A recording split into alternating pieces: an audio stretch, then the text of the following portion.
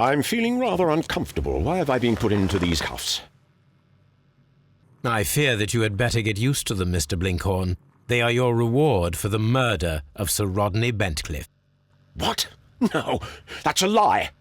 It is regrettable, for you are a talented archaeologist. I will request that you are placed in a prison where you are unable to dig an escape tunnel. That is, of course, if they decide that you shall live. The consulting detective who salutes your intelligence in performing the perfect crime, yes, but also the gentleman who detests your motivation. You know nothing. You wish to be the one who would reveal this to the world. Is that the golden knife?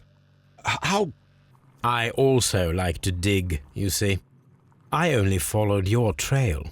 Such a pity that there is always someone willing to steal your credit, wouldn't you say?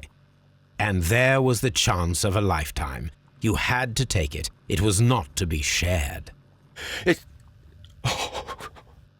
But now I am here, and there is no one who will stop the tread of justice, Mr. Blinkhorn.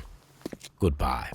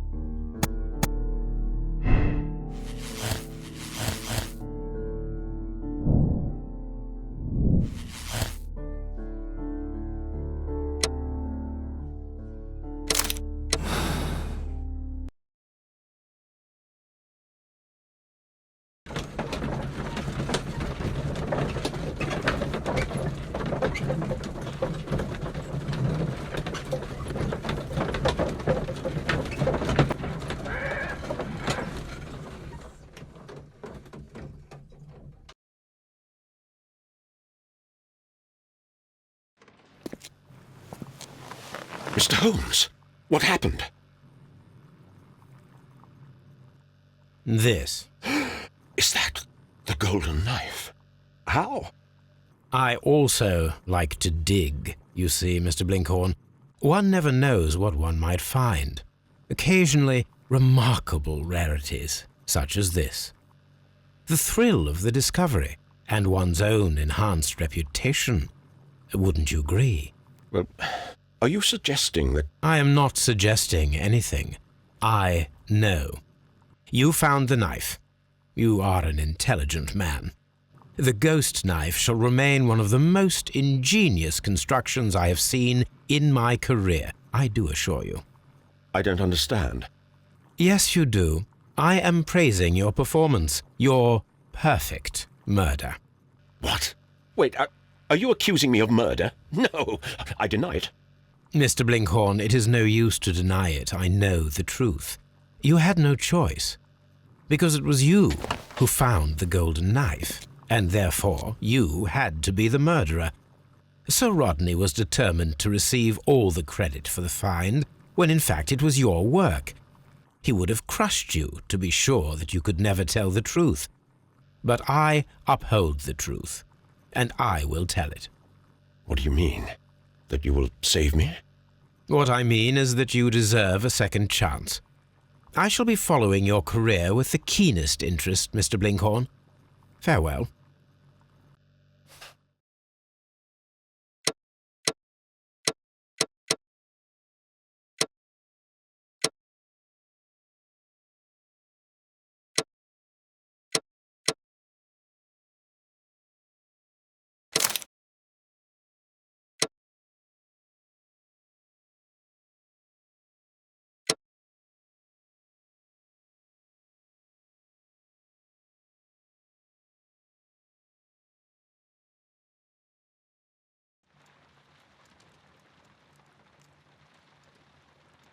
Come, the game is afoot, not a word.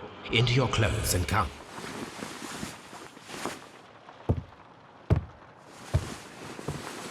I'll wait for you in the sitting room. I've just received a note from Inspector Lestrade, a letter from the suburbs. He is in need of my presence. Whenever he has asked for my assistance, it has always turned out to be entirely justified. I fancy that every one of his cases has found its way into your collection. Yes, they all seem worthy of...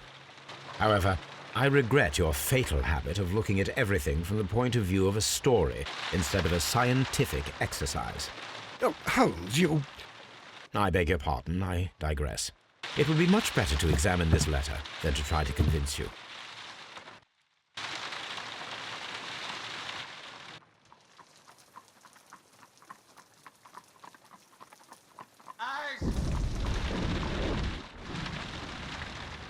The letter is on the table, Holmes. You should take a look.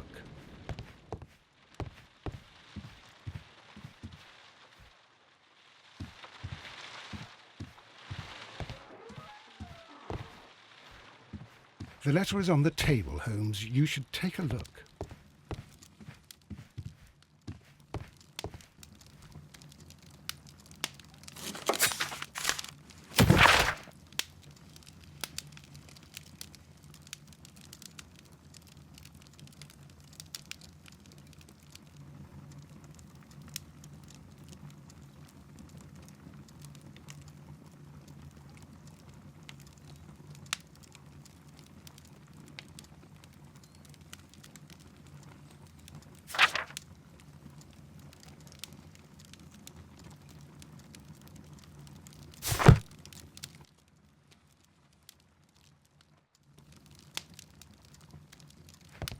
The letter is on the table, Holmes. You should take a look.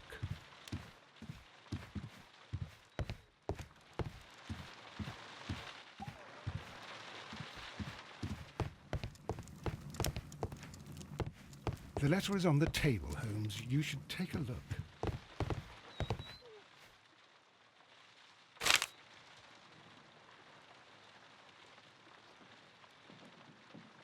The Brackenstall family coat of arms.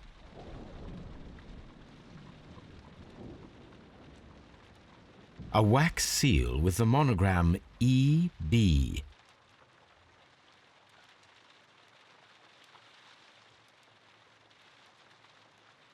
I can tell from Lestrade's handwriting that he was in a hurry when he wrote this letter.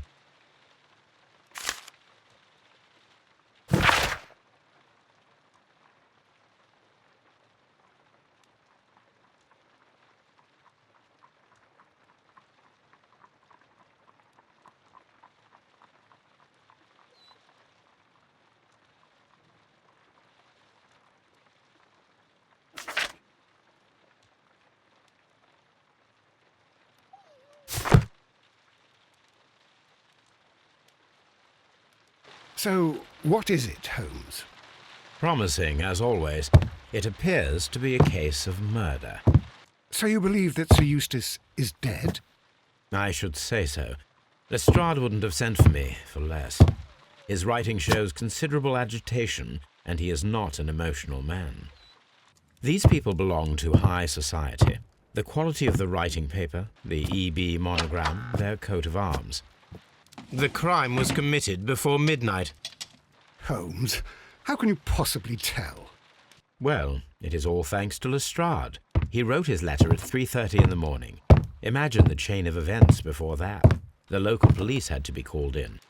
Scotland Yard was notified. Lestrade himself had to make haste there, and finally compose the letter he sent to me. All of that makes for a fair night's work. It makes sense. Lestrade also speaks of the woman he released. That seems to indicate that she had been held somewhere during the crime. Much time has been wasted. Let us find a cab and go to Abbey Grange immediately. I live in hope of an interesting morning.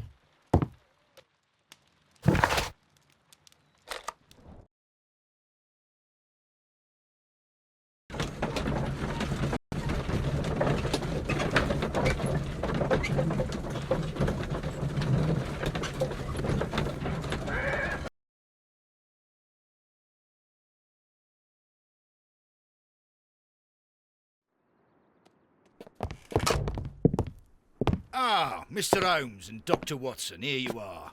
I'm very glad that you have come, but perhaps I should not have troubled you after all. And why is that?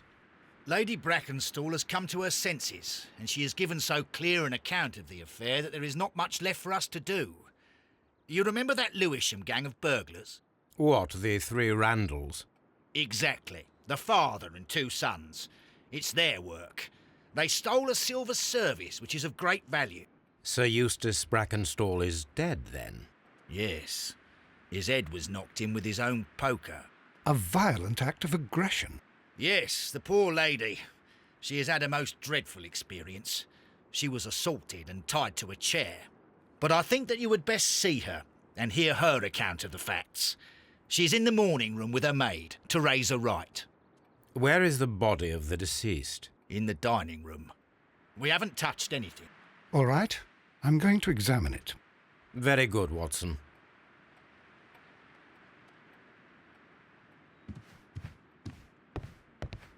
Sir Warthen Brackenstall.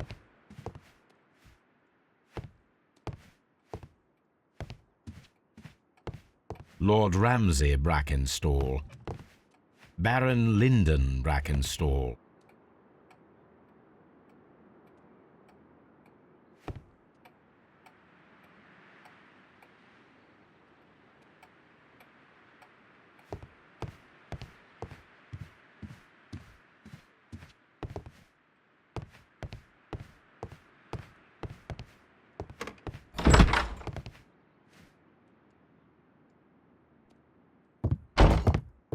Ladies, allow me to introduce myself. My name is Sherlock Holmes.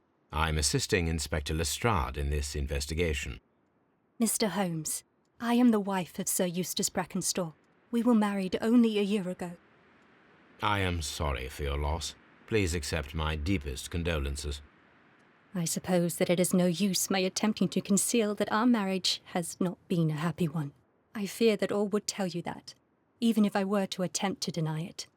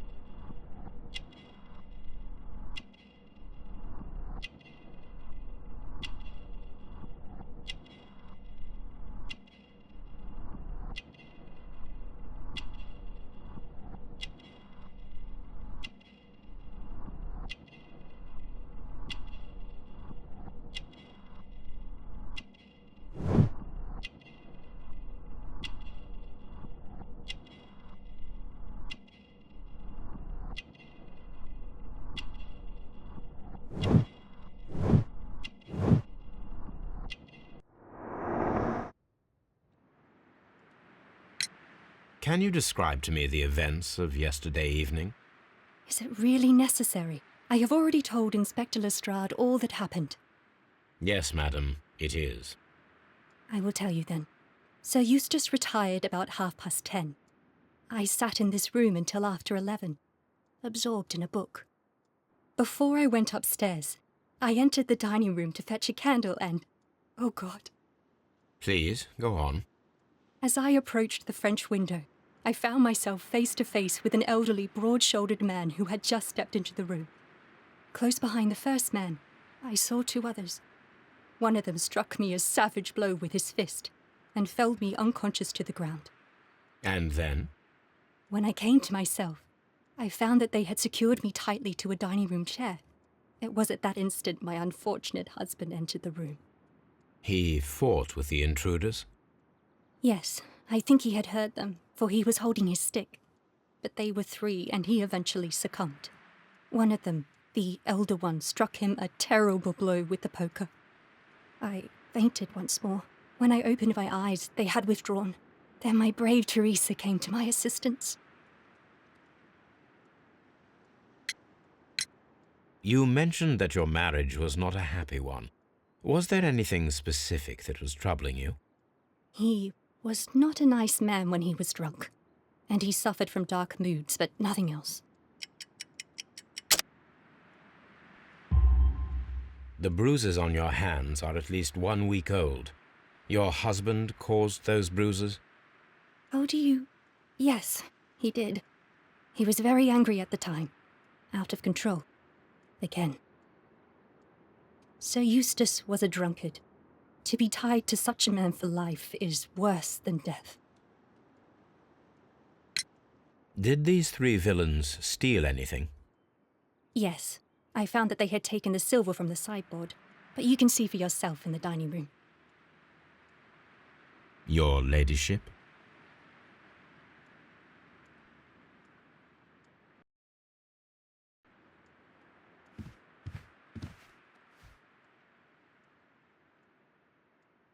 Teresa, I would like to hear your testimony. Certainly, sir.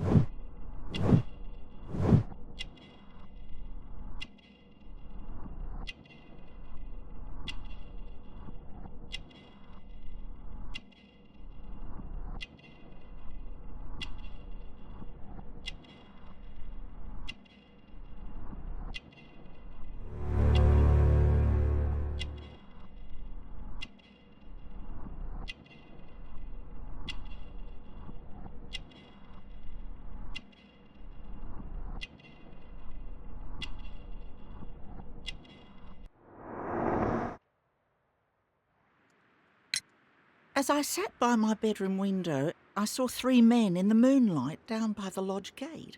But I thought nothing of it at the time. Oh, if I'd known. And then? I went to bed, and it was more than an hour after that I heard my mistress scream. And down I ran, to find her tied to the chair and him on the floor with his head smashed. That's all I know.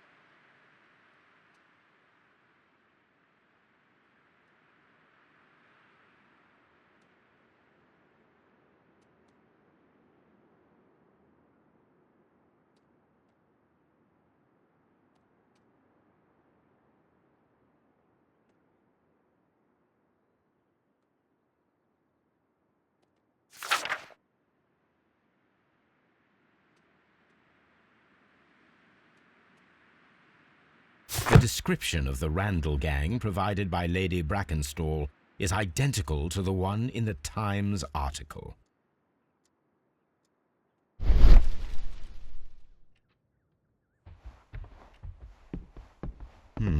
These scratches are most definitely made by the picture frame.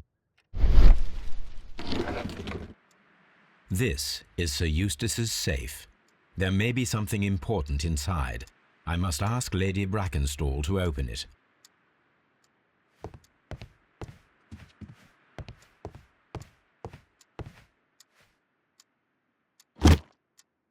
This photograph of Lady Brackenstall and her maid Teresa was taken at a port, but which one?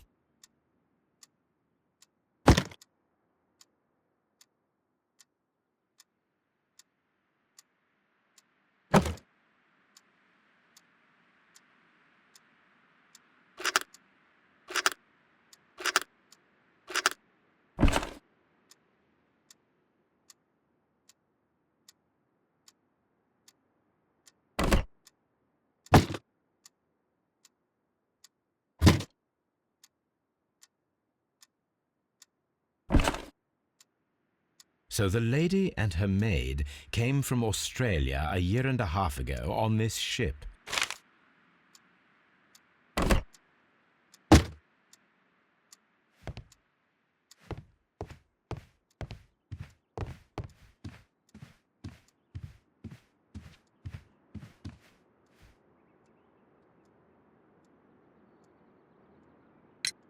Lady Brackenstall, could you open this wall safe? No, it is my husband's safe. I do not know the combination. We have to open it. Your ladyship? Let us try to open this safe. This safe can be cracked. I only have to pay attention. The dial will vibrate when it is set to the correct number.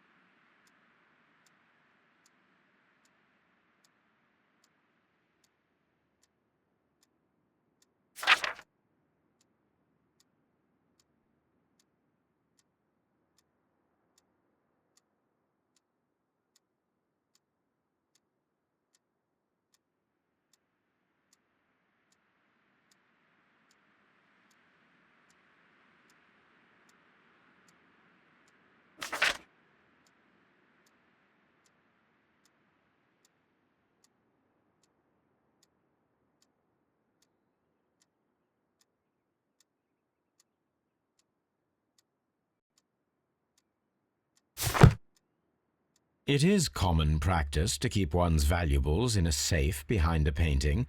It should not really pose a challenge for a criminal.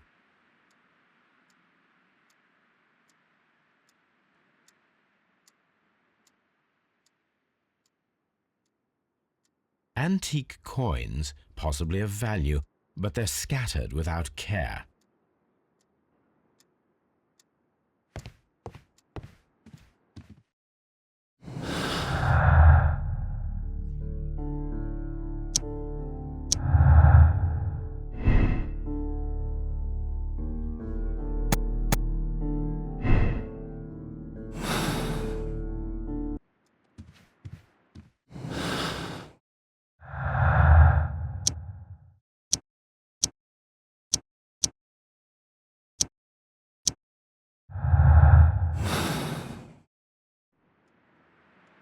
Oh, what a horrible thing to have happened.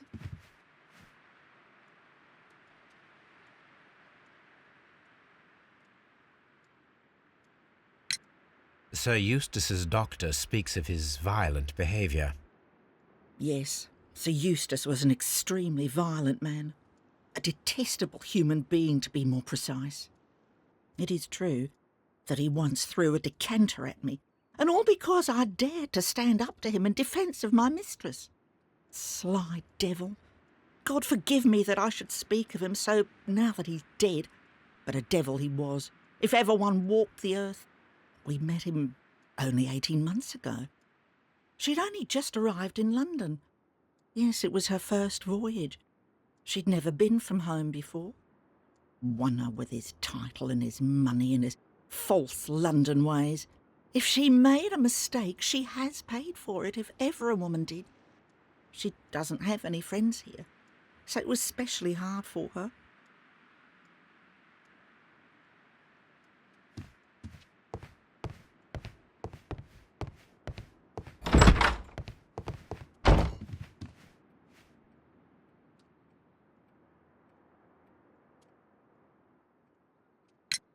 What do you know about Sir Eustace, Inspector?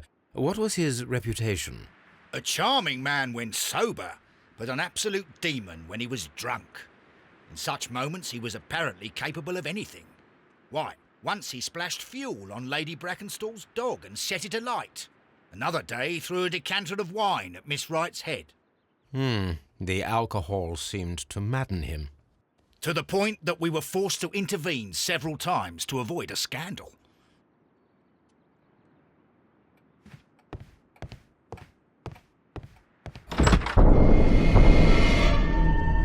You should examine the body of Sir Eustace Brackenstall.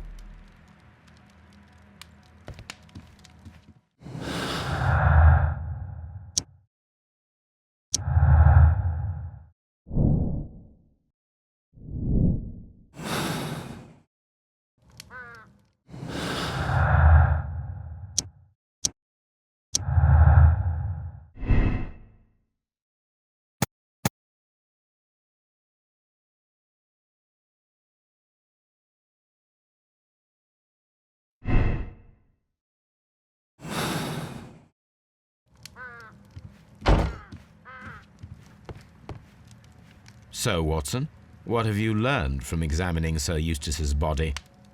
Well, I can confirm that the death was instant.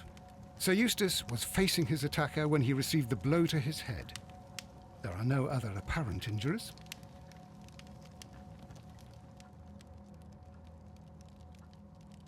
The head was cracked with the force of the blow.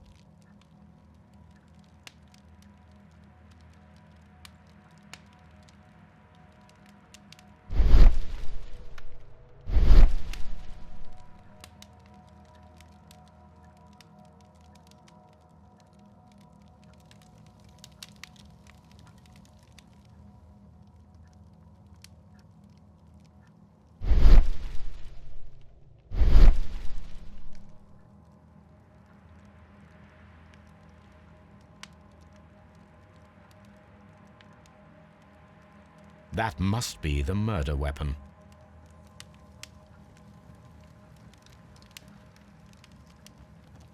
Quite a large stick, a formidable weapon. Barefoot, he had therefore been in bed and did not have time to fully dress.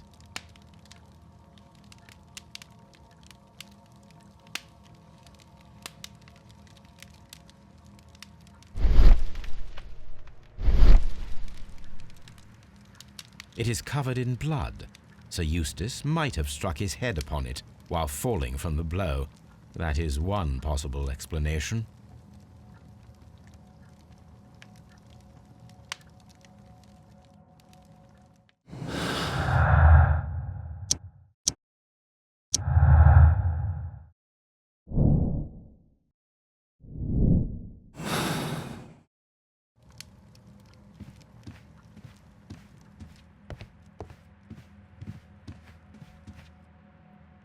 A decanter standing next to the open bottle, an inseparable pair indeed.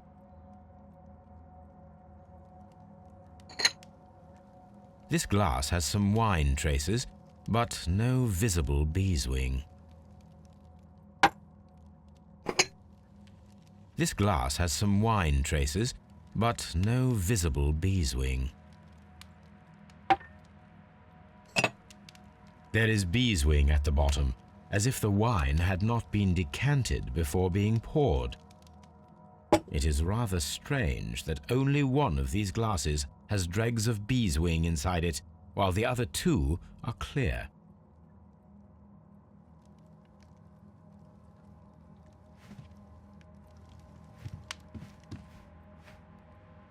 Chateau Calon-Ségur, French wine, Grand Cru.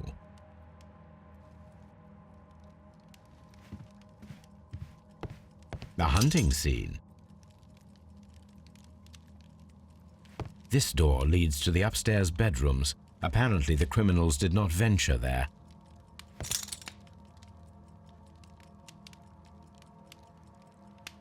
A bottle of wine is missing here. These wine bottles are expensive and mostly from France. This candlestick is valuable. It is interesting that it was not also stolen. An empty silverware box. It appears that the intruders have stolen the contents. The criminals did not thoroughly ransack the house. They only took a little silverware.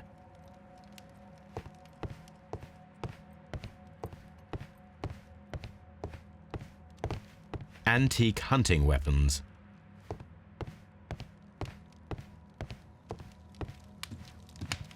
A fur trader's cabin.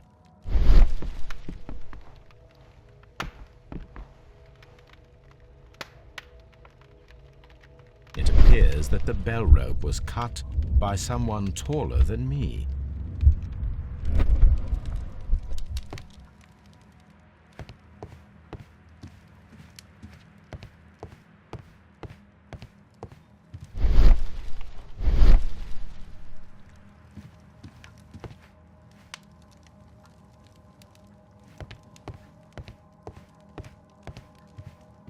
The death was instant. A hunter scene. The hunting scene. A hunter's cabin.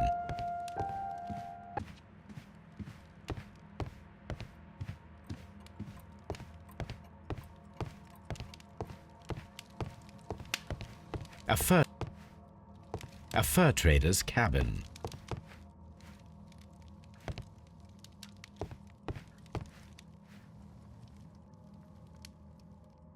A deer hunt.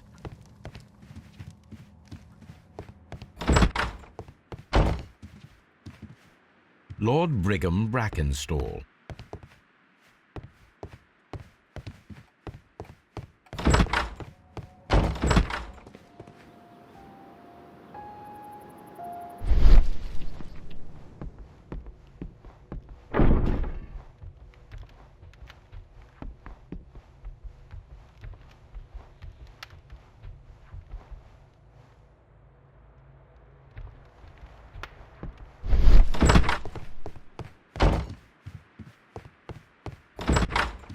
Please leave my Mary alone. She suffered so much she deserves some rest. Please leave my Mary alone. She suffered so much she deserves some rest.